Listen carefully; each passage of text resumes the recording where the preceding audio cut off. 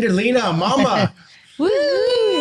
All right, Mom. So this is how it goes. We just talk. Yeah, we have no agenda. Talking to each other. Zero agenda. Yeah, no agenda. We're just talking about Mom, how you got into the business. Oh, you want me to tell you how I got to the business? Are we jumping right in? What? I mean, what are we talking? Yeah, let's go. Do it. Mom, how'd you get into business? Okay, so lending or real estate? Everything, all of it. Just Okay. how did real estate become let's your talk about passion? How'd you get into real estate? You got your real estate license? Just be natural. Be natural. Okay. We were just talking to me and Paul. Okay, so as you know, my dad was in real estate, right? He owned his own real estate company. He was, I think, vice president of the board of realtors in Montebello in like the 60s. And so I was exposed to it at a very young age, right? And I'd go to open houses with my dad.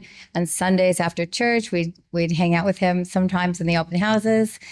Really? But I really never thought. Yeah, I didn't know that. Yeah. Wait a minute, yes. so back up. I know, kind of like me in real estate. You never pushed it. We just saw it. No, my dad never pushed real estate. You know, he just thought I was just to marry somebody rich and like be done, right? Had to be Catholic. Anyway, so that was something that I got exposed to. And actually I wanted to be a PE teacher, right? But during college, Rio Hondo was so easy for me. I went to a JC like for, I don't know, 7 years, I think. Anyway, it was easy, but it was also easy to ditch and go to the beach and stuff like that. So in the meantime, I got a part-time job. Family. I want to go Interesting. back. Let's go back since we're going to capture all this golden nuggets on our family history, just so we have it because we've asked this. But so wait, when you were little, where East LA, Grandpa started in East LA. Yes, they bought their first home in East LA on Federally. Yeah. And then they kept it, and like 4 doors down, they bought another property, maybe, I don't know, 3 or 4 years later. And he built a little house behind. And he built a fourplex, I believe, behind his house. And then where were you born? Like, so he owned a. Yeah, where were you born? Yeah, I was born in East LA, probably in that house, right? I was a baby there. Wow. Mm-hmm. Yeah. Then what, dear? I mean, then my dad bought, then he decided that he'd get into real estate. So I think around 22, he got his real estate license. Yeah, that was after he bought a couple properties. Yes, they already started construction before. My mom was into finance. I mean, she had a real strong financial background. Anyway, so they kept those properties, and then he liked new developments. So they bought a house in El Monte, brand new track houses. And so they lived there for a couple of years. And they kept it. And then they bought a house in Montebello, brand new track house, 4-bedroom, 2-bath on Avenida de la Merced. Mm-hmm. And then they got rid of that and then bought another new development in Montebello, North Montebello. Grandpa right before the mall, the mall was going to be built and stuff, but that wasn't built yet. Almost close to San Gabriel, kind of bordered. Mm-hmm. And then we lived there for like 5 years. And then I think he carried the note on that and threw in the furniture. And then we bought in Friendly Hills and Whittier. And that's when we came to Whittier. I was about 15.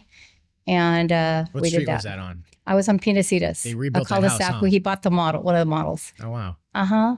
And that's when you changed your name to Monique. Oh, well, my name was Lena. And then my Catholic, when I was, I think, made my confirmation, you got to pick a spiritual name, and I picked Monique. I don't know in the Bible if there's a Monique. They said I could do it. So I love that name. So I used Monique, and I thought, well, my friends from Whittier will know me as Monique, and Montebello, so I'll know when I get phone calls, or my mom does. Well, they asked for Monique, so it must be Whittier. Like I was going to be so Lena was your popular, right? Yeah, that was the biggest mistake. There was nothing foreign about Whittier.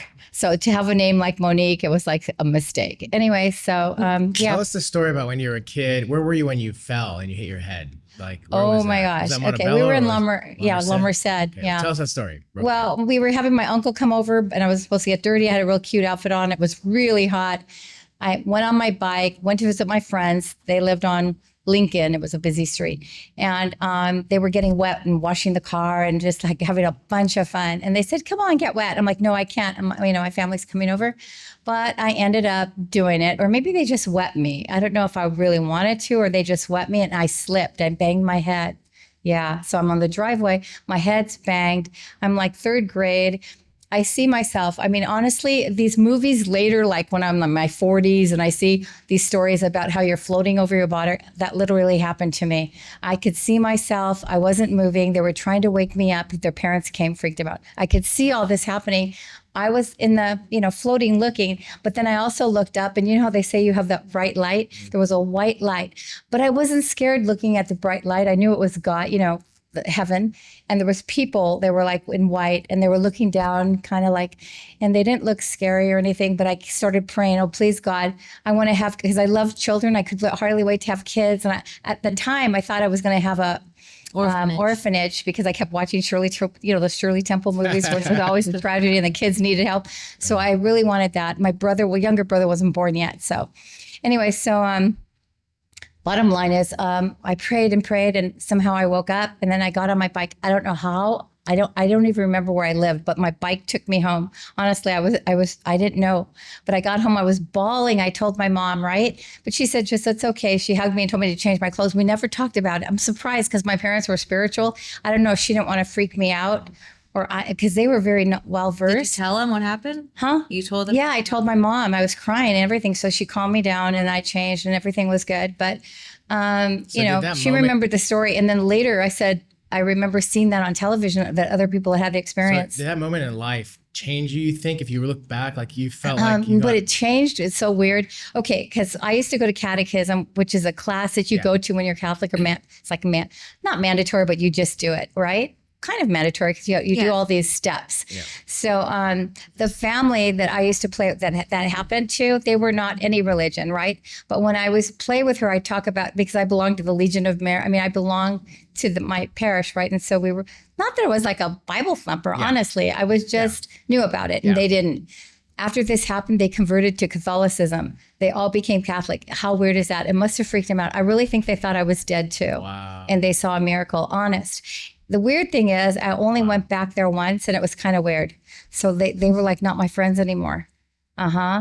Yeah, but I'd see them in church then and everything. Wow. And that was pretty much it with that story. But yeah. And then I was joined like the Legion of Mary. My parents had me busy on weekends doing stuff like that, right? Yeah. So, but one more story I love when you're a kid. So the birthday story where you're knocking on the doors. I love this story.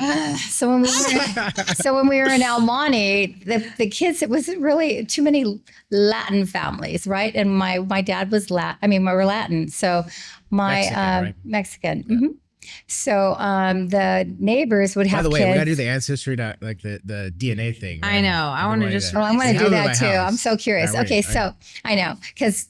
Okay, so we're Mexican, Spanish, Italian, and French. Grandpa always told me that. I know. It's like, okay, let's just make sure that's all. It's all that. Okay, so okay, I was lucky because I had my uncle, my cousins. So we had 4 cousins, boy cousins. They were all similar in age with me. I mean, a couple of years within up and down. So I knew regardless of somebody coming over that I'd have them. So that was fine. But I decided that I'd go and find out why everybody wasn't coming to my party, all my, the neighborhood. We're having a party. I had a wagon. It was my birthday. Yeah, okay. I must have been maybe first grade. You invited a bunch of people? Yes. And in those days, I don't know, the parents were cooler. Like I could walk on the sidewalks and go visit my friends. So I knocked on the doors. Our days too, Mom. We used to do that. I was by myself. First grade? Yes. Really? First grade? That's how I was big. I was tall too, like Sophia. 8. That's 8. No, I was not 7. It's like 7. 6, 7, 7. But I was tall like Sophia. You know how Sophia acts. Yeah. I mean, she's going to first. I think Sophia. I was Sophia. So you had the party. You had the party. Nobody showed up, and then you started. Yeah. So nobody showed up. So I got on my wagon and I knocked every door, and a lot of the kids really weren't there. But like, say a grandmother was there. What would you say? I said, I just came to see if they're coming to my party, right? So then they're like, oh no, dear. But there was this one couple, I love them. They're an older couple, and they had this cool like cabin for their grandkids, like a wooden one. And sometimes I'd climb the fence and play in it all day. She didn't know, and then I'd climb back. I know, I was so brave. Anyway, she felt bad, I think. So I came back. There was like a Christmas wrap. I guess she already had a Christmas wrap for maybe one of her grandkids. So she gave me a Christmas wrap gift. I had that. Some people gave me money. No, I can't, but here's, money. Another person, mostly money. And maybe, I don't know, stuff. So I came with that wagon full of presents, probably like 6, right? And my dad, like, he was so proud of me. They didn't discourage me from doing it. And when they came back, later in life, he told me he was really proud because I had that courage and that confidence to go out there, you know. Oh, so you were like that as a So baby. that was your first door knocking experience. There you go. Yeah, I wasn't scared. I was just, I felt like I didn't feel like they didn't like me. See, I didn't know the reason they weren't coming. I never felt like they didn't like me. But my parents said, you know, there was a little bit of very independent because I know you've always been very independent. Well, I had an older brother, and I was real Okay, so my older brother was a little over 4 years older than me, and so my dad would like box with him and everything. So I wanted my father's favor, right? I mean, I wanted to be just like my brother and have my father's favor. So I tried to do everything better than my brother. So like if he fought, I would fight, and then I would win. But I didn't realize he was letting me win, so it looked like I was beating him up, right? And so I felt I was really tough. And my dad used to tell me, "You're so tough." He used to say that I was tougher than my brother, right? Probably. But he would say that to me. And then later I'm like, why did he tell me I was tough? It was like I never felt like I could really cry. Let me ask you one thing. Growing up, like I remember just instinctively, like now, and distinctively, like vividly, that one of the things you taught me was to always you always kind of fought for the underdog.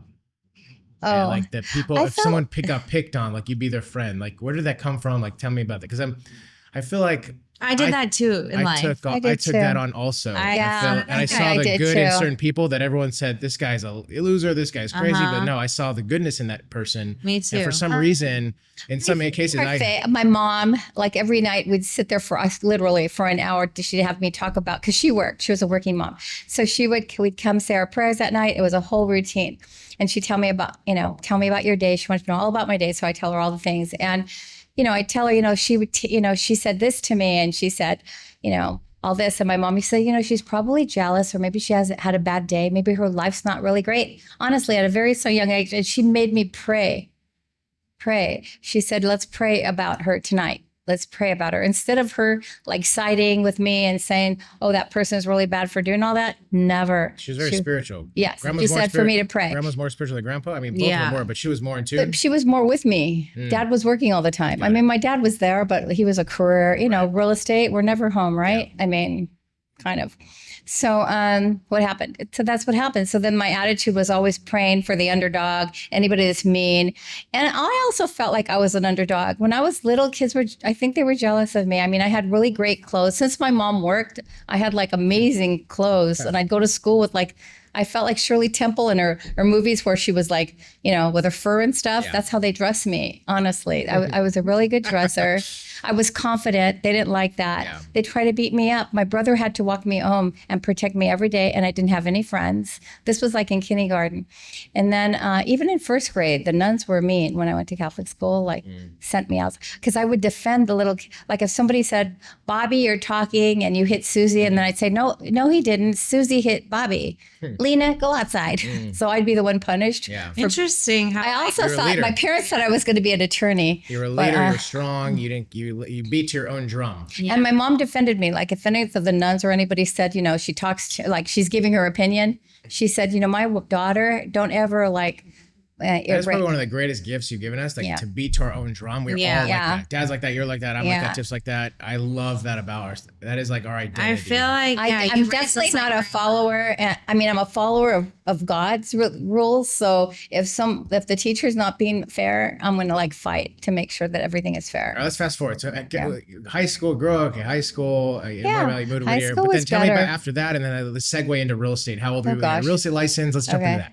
High school was junior high was fun. I went on a talent contest, and I was singing going out of my head. It was so embarrassing, and the music didn't go with the words I was saying, right? So I was out of sync. So that was kind of embarrassing, but I got a standing ovation. That was kind of cool. I never tried out for the talent show again. All right, so you did that. You went to college for. I went to college a long time. What was your first job? Well, okay, I worked as a salesperson when I was 16 for Judy's. It was like a Nordstrom's back then. Job? That was my first job. Okay, then what? And then that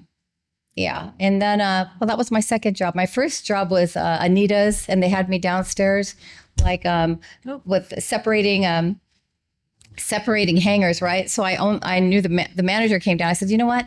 Any dummy can do this. I mean, you're wasting it. I'm really a good salesperson. I know and I'm good with clothes. I know I'd be better. So he made me cashier. So I was cashier and How old were you? I was like 15 and a half. Okay. I was begging my mom. I wanted to be independent. So, after that, I was salesperson, top salesperson. Then I went to Judy's, whatever. And that was really a cool experience. Yeah, Judy's. And then after that, while I was going to college, I got a part-time job as a customer service rep for CIT Financial. It was a financial company where like I'd convince you to consolidate your debts to reduce your debt, your payment. So if you're paying $1,500 a month, I'd reduce it to $500 a month, right? And then I'd have to go on the road. My parents didn't know. I'd have to go to like, Compton and everything to make payment arrangements with people. I mean, this was like my dad, he never would have known. So then that's what I did as customer service rep. Then I did so well. My boss won a trip to Hawaii and they promoted me to assistant manager. I was the youngest assistant manager for CIT Financial. I was like, I don't know, maybe 20. Wow. And so then I would go to different offices and assist. Like when the manager wasn't there, I'd run the show. I had 5 employees and they were like in their 40s. Like, I'm like, wow, I'm the boss of old people, right? It was so cool. So then I did that. So then, we did that. I did that. It was easy. So I learned about loans and financing, APR, soliciting, all that. So it gave me a lot of, again, confidence. I could talk to older people. I had to determine how much their furniture was worth, like chattel loans, in order to give them a second mortgage. So I give them credit for their furniture as well. Like you'd buy a TV, and how'd we get you as a client that you'd buy a TV, and then that company would give us the leads. Well, actually, we'd finance the television, and then we'd convert it to a second mortgage. Right, so and I thought, wow, if I made. But a lot of times the employees wouldn't show up and I had to do like triple jobs, right? And I was working weekends. I was young. Yeah. I'm like, ew. So, and a lot of hours, right? And I was getting paid really well. I mean, my friends were still like studying to be something. You're working all the time and working. So then. Very working. Okay. So then I thought, wow, I should get my real estate license.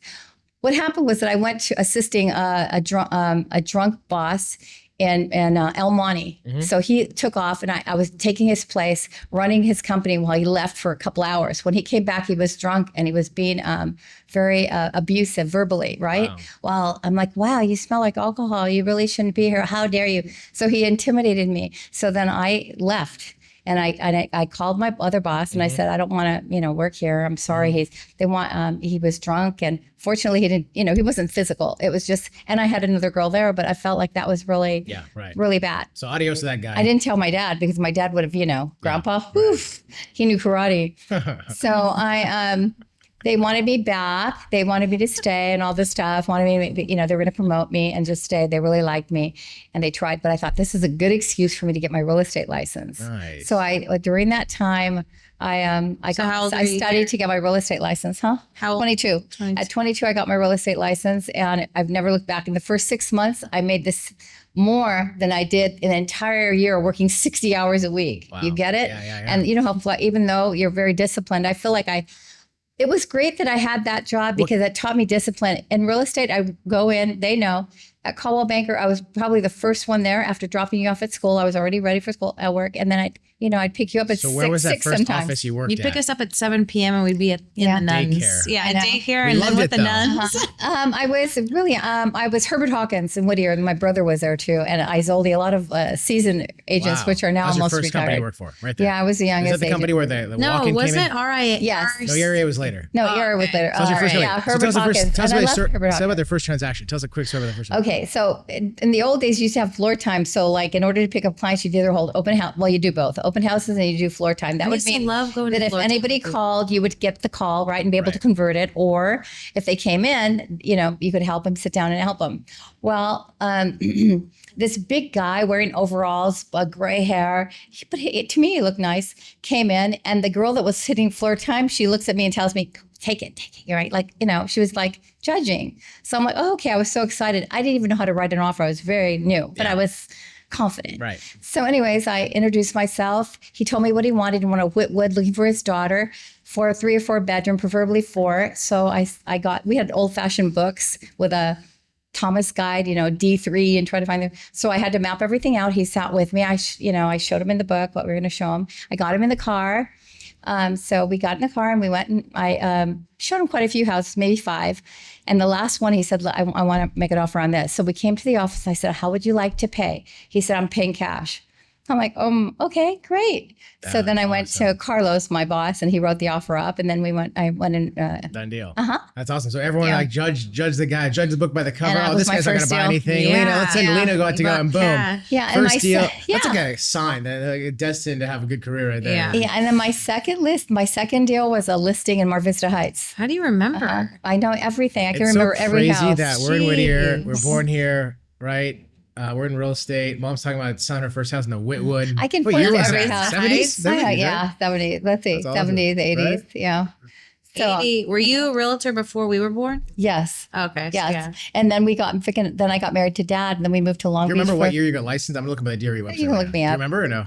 But the year? Let's say so 72. I'm gonna Wait look. a I minute, think it's like 82. Wait a minute, 72, 82, 72, 20. Oh no, way before 82. In my 70s. In the Because Paul was 70s. born in 82. Mhm. I think it was 76. Let's look 83. it up. We'll keep talking. Let's Okay. look it up. So then, and yeah, it was, but I don't know, would it count? Because then after, then I got married to Dad, and then I managed Hilarious. I managed a chiropractor's office Interesting. with no experience, but they hired me. I managed it while I was pregnant with Paul. Or was it you, Tiffany? No, Paul's first. Paul. Yes, Paul. And then, then we moved back to Whittier when I was going to have Paul because I wanted to be close to my parents. So mom and And then you grandpa. became a realtor. Then I went back. Yeah, when I went back and did real estate. Mm-hmm. And then you did the real estate where I remember growing up. Yeah, we were ERA at your open Mulberry, house. and then I went to ERA. Nancy Christian's office, and then from there I went. ERA was in the Whitwood, right? Yeah, it was a woman, Dora Cabrera, Oh, and she actually. Dora. She was the escrow officer at one time for Jim Emery with Caldwell Banker, right? And that's how I ended up with Caldwell Banker later because Dora wanted to merge, and we merged. Mm-hmm. My favorite memory was going to the office. 1979. Oh, 1979. May 30th, 1979. How old was I? 1979. 1979. Yeah, Jeez. yeah. So okay. I Anyway, was negative 4 years old. Yeah. so what else happened? Okay, so then so that's what I did, and I've done. I did about 20 years So of real ERA, it was estate. ERA to Prudential. ERA Prudential. It was Then it was Caldwell called. Banker. It was So you Prudential. worked like 5 offices. We hope roughly. Well, ERA. first Herbert Hawkins, ERA, then Nancy Christian, Yeah. Golden West. Uh-huh. She was cool, and then from there I went to. Actually, it was Dora Cabrera after Herbert Hawkins, then ERA. And then from ERA, we went to Prudential, which Then converted to Caldwell Banker, Yeah. but it was still at Jim Emery's office. Right. I used to love going. And I was there forever. Yeah. And you I guys remember were ERA always too. there. I remember you were at the I remember mall. ERA. Whitwood Mall. Yeah, With ERA Whitwood with Dora Mall, and Bob you had, like, Salamone I and remember you had a name tag. the blue outfit that Yeah. She would always wear suits. I did. I was so conservative. I'm more wild now than I was when I was younger. I had to, I don't know, I felt young and I felt like I had to look very Me too. I did mature. the same thing when I was in my 20s. Mhm. So I looked away. Like my friends say now, I look more hip than I ever did when I was a younger person. I'm like, All right, so let's talk about fast forward to how you got into loans. ooh, okay. So there are a couple of incidences, but the main one was my mom was diagnosed with brain cancer 4 months to live, right? And so during that time, I realized how quickly I felt like life was. I used to feel infallible, but after that happened, I felt volatile. And so I felt like I probably needed to be more with you guys and not miss, because on weekends I'd hold open houses at least Saturday or Sunday. So I'd miss one day with you guys, right? So I decided that I'd take a cut in pay to be able to just cover private schools and vacations or something. And that's all I needed. And maybe give up the weekend things. So there was an ad for Downey Savings for a loan officer, and I knew I could do it. I did it, with CIT Financial. So I went on the interview, and the girl that interviewed me was really cool. She was even younger than me, and she was really nice. And it was a position for 6 offices in like Sunny Hills, 2 Sunny Hills offices, Anaheim Hills, Chino, La Habra, and one other one, probably Whittier, whatever. So I was the inside loan officer, but I traveled to each office every day. Yeah. Right. And they had floor time again. So I'd convert calls to loans, just like I did before. So I was by myself. I had a portable printer. My main branch was Fullerton, but I had to go. Yeah. My main branch was Fullerton, but I had to go visit the other offices at least once a week. And I'd killed it. I converted a lot. I did at least 15 loans a month, and I had to stay there sometimes till I did work long hours though. So it was different though. I could go in, I was my own boss. I could travel everywhere. We're always it was really good. Yeah. It was really good because of the flexibility. I didn't feel cooped up because there's no way I would have ever wanted to be. I remember being a really good transition for you around that time. It was. And I still did real estate. It cracks me up. I still did 5 transactions a year. That was at the time, that was the average for a full-time. Still is. Yeah, it still is. You get it? And I was doing that part-time. And the beauty was all my clients that, because I had a lot of clients, they would call me. No, I would actually be able to say, these are the hours I was available. And see, as a realtor during those days, you would just jump. It's like, your mind was, wow, if I don't go, somebody else will take it. On all the time. But once I became a lender, my whole perspective on and so it was view, good. It was very good. Yeah. Mm-hmm.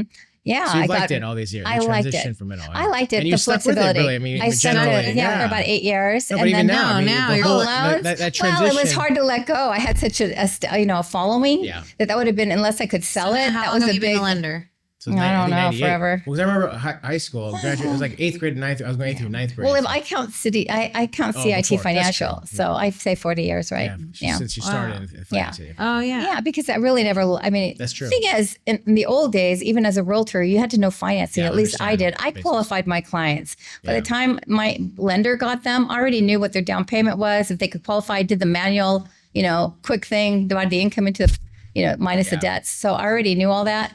So they were really lucky, my lenders. Well, I know Tiff feels the same way, but I love you and Dad for working your ass off our whole life. Like I remember vividly, like the things that, and I hope our kids see the same thing about us. But I mean, it's one of the greatest gifts you've given us. Is I remember from as long as I could remember, Dad working his ass off, taking me to every practice, being there for us. You guys loved us. You worked your butt off, and I think that work ethic, and we've learned so much from you guys. So much. Like I could go on and on, like the wisdom, how to be different, how to think for yourself, how to go above and beyond, how to be wise, how to be smart, how to be sharp, how not to be weak when challenge comes. You've always just snapped me out of it instantly.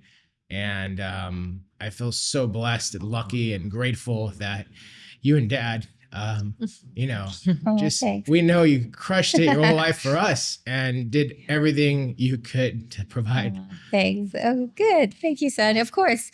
But it came easy. That's how my parents were with us. So, I honestly, we worked to make sure that you had at least what my parents gave us a lot. So it was, my parents put such a high bar. It's really, it was really challenging, and I enjoyed it. And I always say how lucky we are, right? In our position.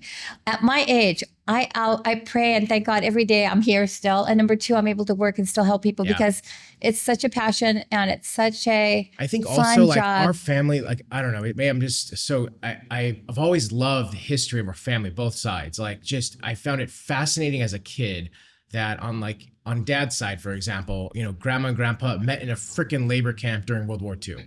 They literally came here with a bunch of displaced Armenians, DPs, they call them. They got sponsored. They got here. Literally, they could have died. Like they could have never made it here. There's the fact that we're here, and then they built a life. And then your dad ran away from home, and and your mom met Grandpa at a young age, and they built their life. And it's insane to think about all these different things and how it all came together. And I really think how we're here now with our kids, and just our family is so full of strength and faith that it's crazy to see how it's just trickled onto us, and our kids are going to be the same way. As you were saying about Mom and Dad. We're so grateful, but the strength and the faith, I feel has just molded us to be these strong people. And like Mom said, growing up, she was, people were jealous. And I feel that because I feel like people are jealous of strength and composure. And, we don't need to be surrounded by a zillion people to feel confident or know that we're able to go somewhere far because we have faith and family and strength, we're survivors, and we're entrepreneurial, it's in our blood, and I feel so connected to that line of our lineage that it just is my driving force. And I want it to impart that same energy for our kids. I want them to understand where we came from and the story about everything, so they internalize that. because I think it's important to be connected to your past, where you came from, regardless of where that is. I think it's your identity. It creates depth in yourself and this internal driver that gives you clarity and energy. You know, and even the low moments give you the most strength and growth. It's the moments when you're your lowest, like in other words, a circumstance might have happened that gives you strength. Like for instance, anybody picking on me, that gave me strength. Or anybody that's gone through tough times. I remember this guy that I follow. He's phenomenal at real estate developer, investor, broker. He was incarcerated, and he rebounded his life. And it's amazing what you can do when you he's got strong faith as well. And I don't know, man, don't you feel lucky? Life's a trip. It is. Don't you feel lucky you're in this position? I know a lot of my clients, they can hardly wait to like retire. I can't even relate to that. I mean, I would never even want to retire. Like I said, hopefully you guys feel the same way. I mean, it's so cool, right? To help people. And I mean, and help yourselves too. Watch your portfolios grow and others with you. So what's your view on real estate? Let's switch gears a little bit. So what's your kind of view on real estate? Like, I know, what do you, with this people in general, if we're trying to like help plant some nuggets of wisdom or. Well, I think it's really cool what we do. I don't know, how everything is out there, but what I think is cool is that when you meet a person in your team or whatever, and you're always talking about their next project or their next investment, a lot of them just think about their first purchase, right? Yeah. I mean, they're so grateful just to get their foot in the door. Right. But we're all as a team, at least me, and I know you're the same way, because we talk about their future investment, the possibility of maybe growing that later and building equity and maybe taking out, or just planting that little seed. And that's huge for people. And they remember it and they call us back and they're like, okay, like I'm ready for my next one. Because a lot of them haven't been exposed to that. And I don't know, they're very educated, but maybe didn't take that strengthening financial classes. You have to really do, or have somebody that's in the, in that niche. Right. One thing that I've always recognized, like, I started, I was 20 years old, having mom as my lender, I felt that gave me a competitive advantage. Because she's, first of all, so experienced, she's realtor, lending, very unique circumstance. So you talk about like, why hire us? What's our unique selling proposition? What makes us so great? I mean, quite frankly, forget what makes us so great. Let's just look at the facts. Mom's been in business so long. Her grandfather, our grandfather, her dad in the business forever. That knowledge, wisdom, experience is literally worth gold. So I felt very confident starting out in real estate, having obviously mom's back, with, same issues and things, give mom a call. And then the other good thing, I always felt comfortable, like, okay, the second we locked up a transaction and mom was a lender, we knew that it would close. Not only she's good and she'll do it, she's our mom, right? Yeah, she won't let anything hit the fan. She'll let nothing like fall through the cracks. So it's kind of funny how we have Mama Bear behind us. It's a different experience, and it's kind of crazy how, think about like what the odds of families working together, like the dynamic we have is crazy. Like, number one, we're lucky. We love each other. Yeah. You do your thing. You kill it as a lender. You kill it with buyers. Now you're killing it with seller. I mean, you came in at a time where I was transitioning in my business and I needed help on the buy side. You literally loved with everything. It was no big deal for you. You love looking at houses. You love looking at properties. You love design. You love painting that picture. The fact that you love that portion, we all just kind of gel together. It's crazy. We're lucky. And even in the loan business, like you said, you had me, Mama Bear, whatever. You also had some good mentors too. And so did I. I'm trying to pitch us. Like, obviously the dynamic, I think, is very, you two are very similar. For someone to come in and work with us, like they're getting this, they're getting like 3 people with 3. It's not like, so every time someone hires us, buyer, seller, doesn't matter, investor, they're getting you, they're getting you, they're getting me. And not only that, think about like, they're changing compensation. By the way, they're changing compensation, right? I don't want to talk about this today because it's a long conversation. Buyer compensation. Everyone's asking, buyer compensation changing. You cannot put buyer compensation on the MLS after July. They're, with the NAR setting. I don't want to go there. It's going to be a secret. I don't want to talk about it. We'll talk about it once it actually is enacted. But bottom line is that I feel like we are going into a new era of real estate. And it's going to be vital on people selecting the right best agent, people they possibly can to help them navigate. And the fact that, we're such a dynamic trio with experience and knowledge and local expertise, I feel like, we really need to, I feel like we need to take advantage of that and help as many people as possible. Not only for our own, we all want to, do our best in life. And I feel like you're most invigorated when you're trying to become your best and you're trying to do our best and you're trying to just do a little better than you were previous, year over year. You're just trying to enhance and improve yourself. I feel alive when you're in that state of mind. When you're just cruising, I just don't feel like you are living up to, like, would you tell your kid, be a mediocre kid your whole life. I want you to just be the best mediocre person you possibly can. You would never in your life tell your kid that, right? No. Okay, so we need to tell ourselves that. Yeah. Regardless of where we're at in life, whether you have $1 in your bank account, you're in debt $1 million, your net worth $1 billion. It really doesn't matter. I feel like life is in constant pursuit of becoming your best in all categories of life: spiritual, financial, friends, community, whole 9 yards, right? Yeah. But I'm off on a tangent here. No, what are you talking about? I think that you're really great on saying that it's so crucial, not only in the future in real estate, but in the past in real estate. I mean, the beauty of your company, or how I feel about us, is the fact that we would tell somebody to walk away. It's not about the deal. Yeah. It really is about the relationship and covering their back. Making the right, yeah. And making the right financial that's why I brought this up. decision. With the buyer compensation change, one of the attorneys at the Board of Realtors mentioned that, hey guys, like, look, like, all attorneys aren't the same. You guys need to think of yourself that way. If me as an attorney, my experience is worth a hell of a lot more than a recent kid right out of law school. It's black and white. The value of someone with experience versus a newbie, it's black and white. There is a difference. So compensation should potentially be modified based on experience. Correct. So that's an interesting perspective. Yeah. Our industry really hasn't had that. It's been a blank compensation of average of, let's call it 4 to 6% on the range. And that's split, between buyer agent and seller agent. But if you think about it in terms of like, okay, who am I going to hire? Who am I going to represent? Sure, I might be okay with a compensation at a higher clip with an experience. Personally, I don't care. I'd hire the best people I could possibly find. I don't care what the rate is depending on the situation, right? Like, you're getting, so I guess back to this whole thing, I think that's a unique selling proposition we'd be mindful of. I think oftentimes we're just do our thing, but I think we need to be mindful of the experience we do bring to the table, communicate that, articulate that to the world. Exactly. And hopefully attract the right people that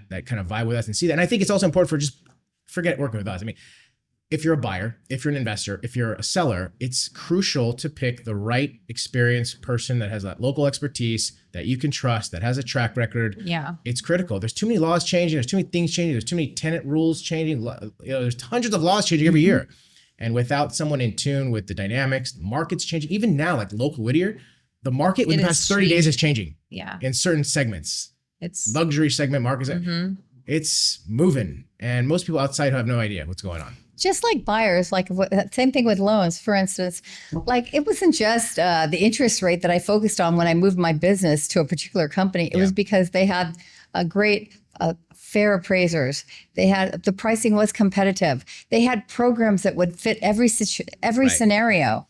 I mean, your non-QM stuff right now, right? Non-QM. That's a big thing. That's a big deal. It's really blown up over the past 5 years, 6 People years. don't realize what's non-QM. Well, self-employed people that don't show enough on their tax return. Well, we can do P&L only or bank statements only. Right. Not just that. Commercial. I can do commercial. So we wear a lot of hats.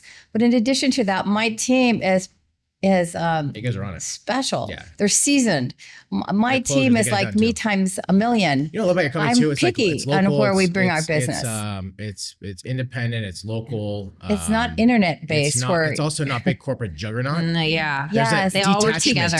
There's that detachment, and we're in the residential space. Maybe commercial space is different. It's black and white numbers, but I think here it's relational. Actually, it's become a little bit more done. flexible too. I'll let you know. I'm doing one right now. Commercial deal. No, I mean commercial. I'm saying commercial transactions, like the commercial space. Oh, I see. Yeah. With the It's lenders, different. the banks, it's a little black and white. Yeah. But on our side, I feel like it is important to get people around you that'll close it and do the deal. But and it's really close it, do the deal, good service. I mean, there's a whole lot of components. It's extremely important to get the right agent. I've always loved that about even at Downey Savings. Actually, you felt you got it done. You were on point. You're very relational. I was, but I didn't really solicit realtors a lot during Downey Savings. I did more established clientele with the bank because they didn't have that sense of urgency that you have like in my boutique. Well, actually, every lending company you've worked with, the reason we've been able to make a call to somebody who could do something. Exactly. You've never been in a situation where, you send it to corporate and you're waiting around for an answer on something. No, I have we have like a concierge. I have my company now, they're right there. I mean, that's huge for me. People that on the outside looking for rates, they're not realizing there's so much more. You're going to, you can get a great rate and never close a deal. You can get a lowball appraisal. I had to look at all those things before I chose the company. By the way, speaking of trends, I got to tell you guys this trend, because I think we should talk in the podcast, because we do this every couple of weeks. We should talk about the trends we're seeing right now in the market. High-end going up, and they're selling fast. Friendly Hills is moving like crazy. Yeah. In Whittier, for example, it's nuts. Values are. I read an article recently that luxury real estate in the United States is booming right now, actually. It's booming. It's crazy what's going on. I don't know. But anyway, another trend. Listen to this. Have this great deal in the quad area. We listed it at $699. I priced it aggressive to sell, and I was expecting it to go between $7 and $750 was my projection, right? We're putting it together at $750. Okay. I got about 6 offers. Okay. Which is not that many. I got to tell you, in this market, first of all, this property is probably the best in this price point. Yeah. The best property in Whittier. Super best location, cul-de-sac. Great curb appeal, moderate fixer, nothing too crazy, perfect, built-in equity for the buyer. Right? Backyard's a little small, but doesn't matter. It has a huge side yard, detached garage, cute house, safe little neighborhood. I would think, first of all, it was interesting. It wasn't like a flood of offers like I was expecting. I was expecting like 20, 15 offers, maybe 10 offers, 12 offers. No, I didn't get that. I got like 5. There's more high-end buyers right Second of all, look at this.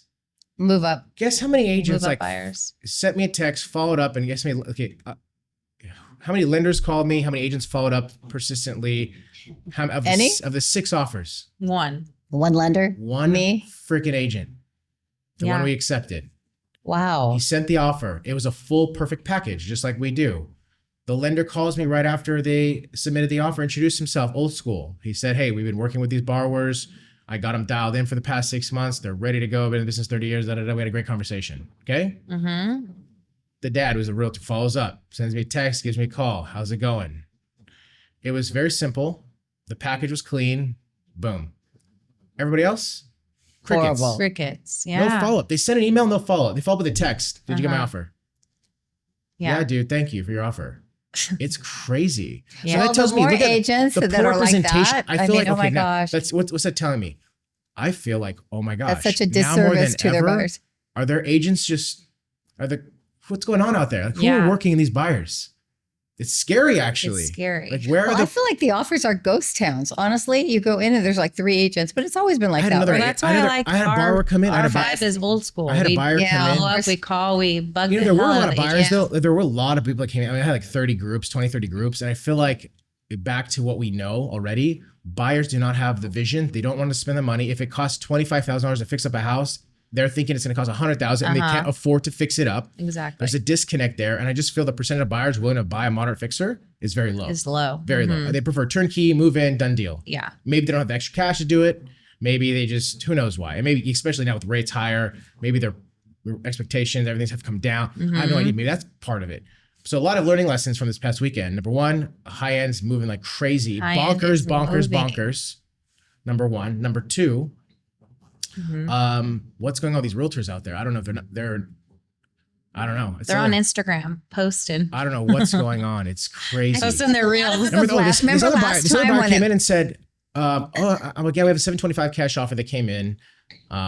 And she said, I'm like, what's wrong? She's like, we've made 11 offers. And I'm like, why so many offers? And she was like, she gave up. I'm like, well, submit your, and she just like, I wanted to ask her more questions, like who's your agent, what's going on, how are you writing? I mean, there's a lot of questions that you need to ask, but. The buyer called you? No, the buyer came into the open house, was telling me that they were just, we made 11 offers and working with the wrong agent. That's wrong. Like, when I heard this market, like 3 to 5 hours max, you're done. Like in 20 years, we've never written up more than, we might have some circumstances. There have been in general, a few. 3 offers in this market? 3. Yeah, 3 max, right? Yeah. That's something's wrong. An efficient.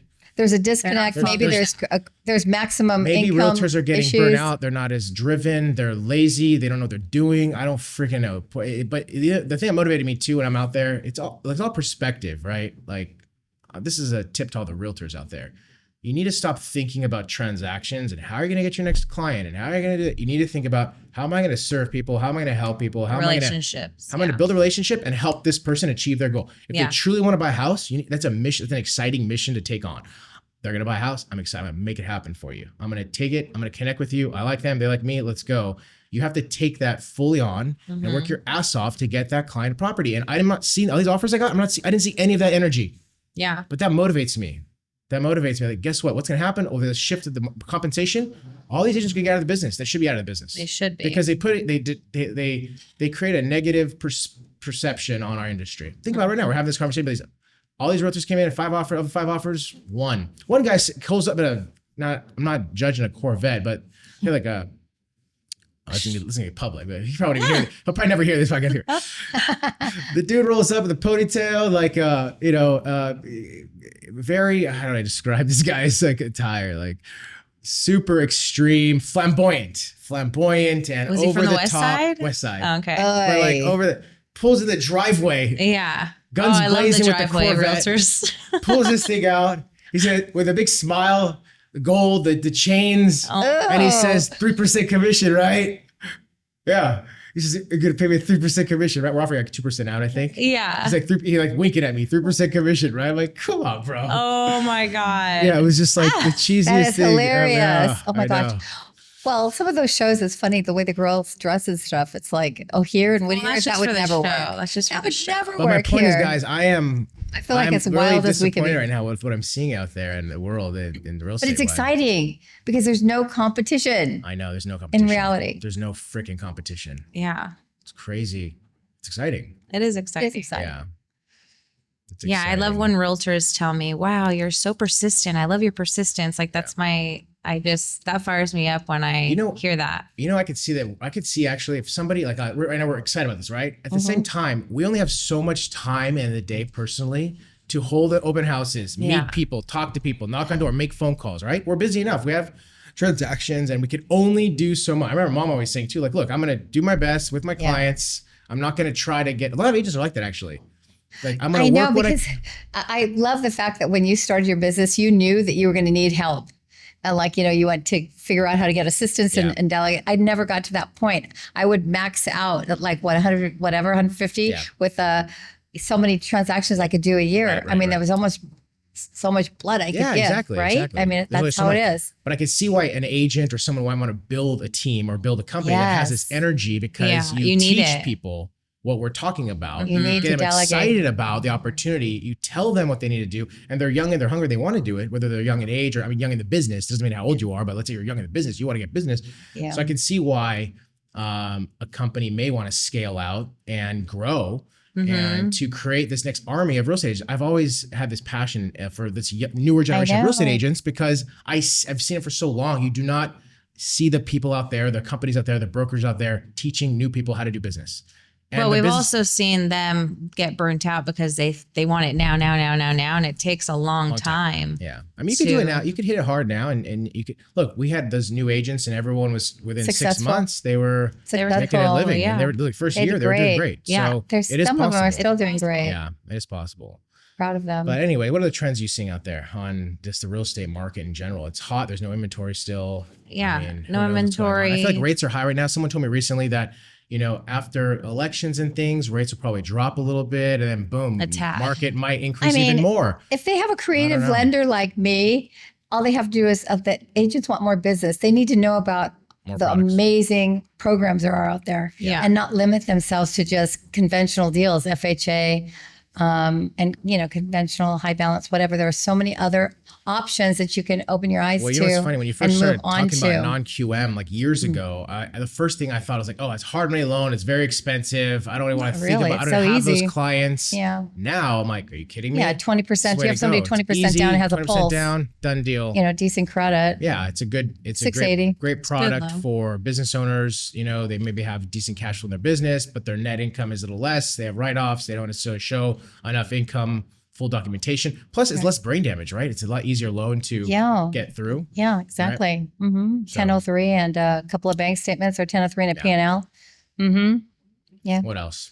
I also see in realtors, there's not like one realtor that's taking over An area. Yeah, This is back to random. I think signs they're in our retiring. territory. retiring. Yeah, They're lots of getting out of retiring, business. and we're going to be the next generation to just. I go. think what There's a happened big was opportunity right this. now. You guys were lucky because you started diversifying and doing flips, buying properties, construction during COVID.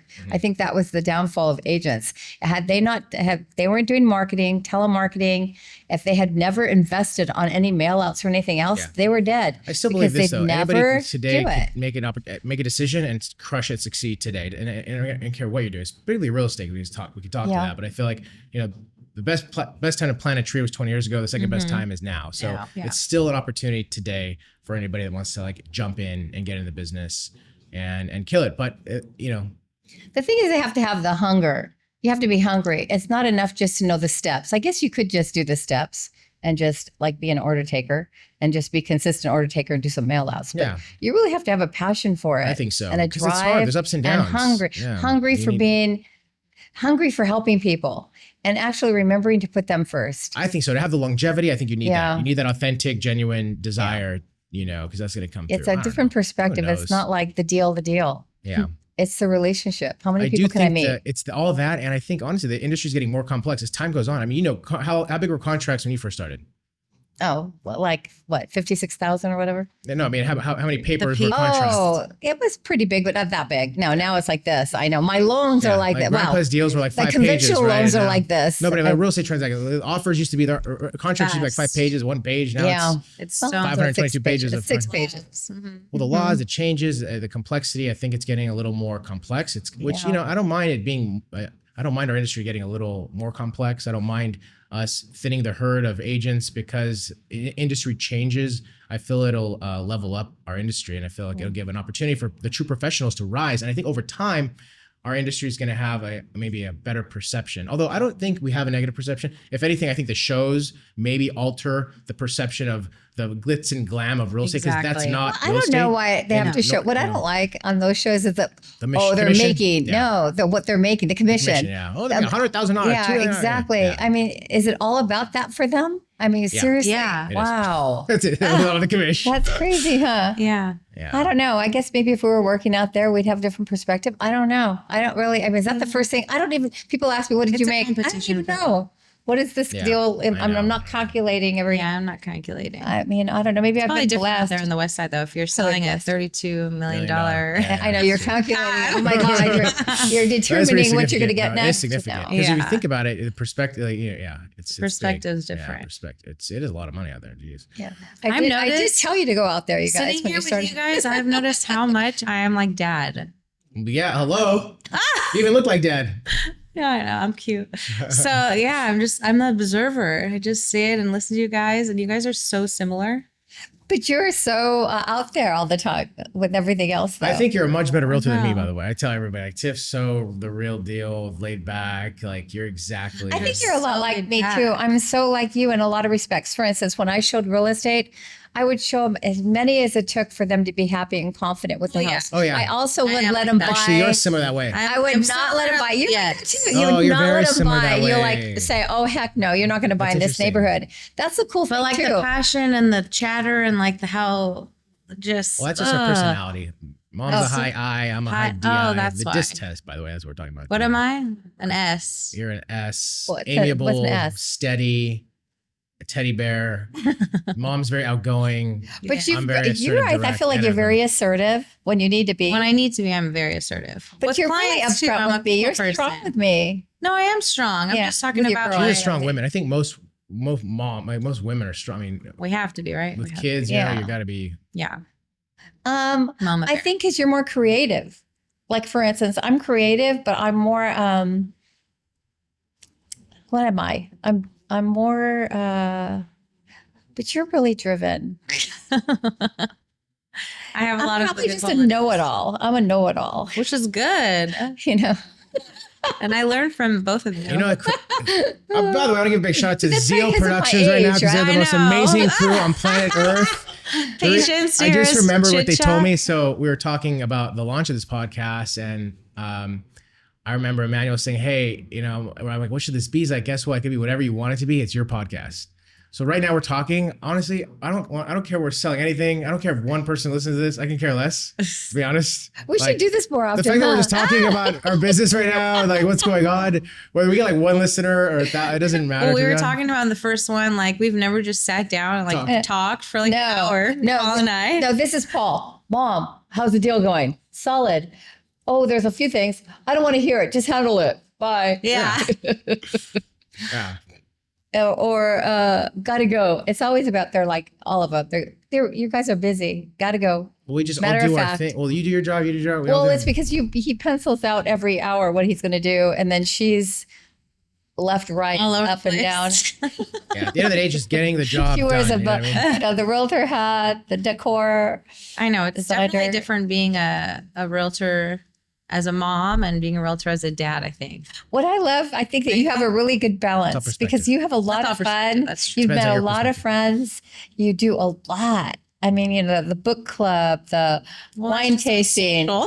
I mean, but you've been able to see, I was real driven, and then I had my kids in my life, and there was really no time for any, extra activities. Yeah, extra. Where you do all that. I mean, you're able to manage all that. I think you're like Superwoman. Oh, thank you. And you cook dinner every night. She cooks dinner every night. My daughter told me that, like, we were on vacation. We just got back from Cancun, obviously. And Sophia was like, Mom, you're like super mom. I'm like, why?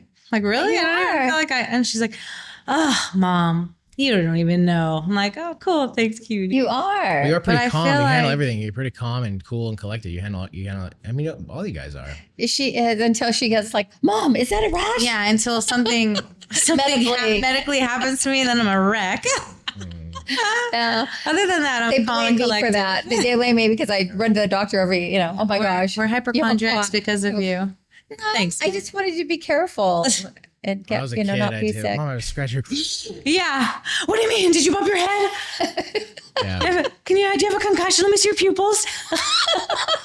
Hey, before we wrap this up, 2 kids. Before we wrap up this podcast, your design. What type of your design style, like where they came from? Because I remember, like you were really all the houses that you bought, we lived in. I remember you were good. You always bought a modern fixer. Yeah. You were very frugal. You're good with money. That's my mom. My mom and my dad. Okay, so we would do, before my dad was even in real estate, a little girl, like we would go to every open house, honestly, on weekends after church, before they were realtor, when my dad was. And model homes, didn't you? We'd go to see model homes, new sales all the time. So decor and everything. I don't know. It was just something I loved. I don't know. My mom was really good at it. And my dad was really good at it. Although my dad was very dominating. Yeah. So like it'd have to be his style. I see. And my mom would throw in a few little things. Right. But I don't know, it just came natural. And my parents, of course, had always spotless, perfect homes. I remember Lena, I remember Alto Lane. I remember always so cute. They were all pretty. And then you never overspent. You did all the right things. My mom was very frugal. I mean, I always felt like my mom made my same couches from when we were 5. She just reupholstered. That's amazing. Yeah. Okay. You know what's funny? The Millionaire Next Door, the book that I bring up once in a while, they talk about these people that the wealthy average Joes. They look like average Joes in the country. I never should have spelled that car. They always buy quality stuff versus, because if you do the math, something quality will last very long versus something cheap. So you might buy 3 cheap things, like let's say a couch, for example. I feel like that's the same way with clothes. I notice all that stuff that I get that's trendy lasts like short time. Short time, and the quality. It's better to just get 3 nice things. So that came from your mom. The frugality came from your mom. My mom design, got quality. Both of them. Yeah, I got but I became frugal when I got married. Yeah. So you used to talk about, like, you had this dream book. You had a picket fence with a dog and the husband and the kids. No, so did all that come true? In college, we had a dream. Yes. In college, we had to do my psychology class or maybe sociology class. We had to do a dream board, right? I put a red Mercedes, a white dog, a white and black house, a 2-story. It was a 2-story. I have a 1-story, but my side profile of my husband, right? Like this Italian nose, kind of olive complected, dressed in a suit, and my kids, a girl and boy first. Okay, that was pretty much my dream board. I should have put more on it, but whatever, that was what I did. And when I got married, I laughed because I thought the side profile of the picture was my husband. I got my white dog. I got the 2-story black and white house. Mercedes. The red Mercedes I got. So pretty much everything. So I used to told you guys to do your dream boards. So you guys do your dream boards and you do the same thing, right? I remember when I was younger, you kept saying, like, if you visualize it, it'll come. Like, just keep looking. So things as little as like wanting a trampoline, I just wanted it so bad. And I'd always I just want a trampoline. I just want a trampoline. Like, I'd always think about trampolines. And then one year you got us a trampoline. And then what else did I say? Oh, the VW Bug, the Mercedes that I had, the black Mercedes, like all these things, little things I never thought about that I didn't think it was my thoughts, but it was, and it came true because I was always constantly focusing on it. Let me tell you real quick. Haven't you ever thought, I should go talk to that person? I like that house. I'd like to list it. And then 2 weeks later, somebody listed it. Okay. I mean, those are things I get. That's me all the time. This is me off. The premonitions. They're real. They're real. They are so real. You just have to move on it. Assertiveness. Yeah. Yes. Because that happens to me all the time. And I seriously, want to punch myself every single day because I swear I am like telepathic when it comes to houses that I know are going to be for sale. And instead of being assertive and just going, it just gets put on market with somebody else. Figure out how to lock these things up. Yeah. Well, maybe you need to let us know and then we can be assertive together. Yeah. That's easy for me to be. Pretty easy. I mean, here with you guys. I don't know. Cool. Jinx of the link. What do the kids say? I don't know. What else? Anything else? Yeah. No, I mean, we've learned. Oh my gosh. What are we going to talk about next time? There's always something. There's always something. There is. Dad. We'll have Dad on here. There we go. Oh, he's cool. Old school. Yeah. And then me and Dad you'll hear our banter. Yeah, you're like Dad. Dad's like he never acts really driven. I think his competitiveness is inside, but he always ends up being like a top dog in his company naturally. Do you know what I mean? Like his clients love him, his company loves him. He's just such a natural too. And I think you guys both get that from Dad too. I think with Dad, it's a character. He just he's so character. solid. He is who he is. I'm so blessed. He actually, I always say that he toned me down. In other words, when I started working, he said, "You're just a supplement. Like I wanted to just knock it out." And I mean, I could have even put more hours, right? But he didn't want me to do that. That was just not his thing. I didn't have to be. But maybe that's a bad man thing. I don't know. He didn't really need me to be like superstar, or whatever. Yeah. But you were. But I was, because that was something innate. Yeah. Yeah. All right. Well, this was like a biography of us just for our own. Oh, geez, I know. Of Lena. We can put it on our movie studio logbooks that we'll watch on movie night. By the way, I want to find that tape of Carrie. If you have a tape of Hillcrest. Which one, the wedding? Oh yeah, we have to go through it. It's on the side. I have the. What did I do with those? We'll figure it out. Oh no! Remember, I converted. Do they still have VHS? It'll find. Yeah, you can buy it. No, but I thought Dad converted it to the other one. So I have them on the. But now is that CD? Is that extinct now too? DVD. What's that? Yeah, DVD. Is that extinct? All right, unless there's anything else we need to add to the podcast with Lena. Yes. Yeah, Lena, just call me. Mom. You just have to Google me. Lena Parenchen. I know, that's pretty scary. You can Google anybody, it comes up. I'm okay. I'm an open book. Pretty exciting. I always tell people, if you want to find out about me, Google me. There we go. Google me. All right. All righty, that's a wrap. High five. High five. Toodles. Oh, come on. This arm. Love you, Mom. I know. Get this arm. Done deal.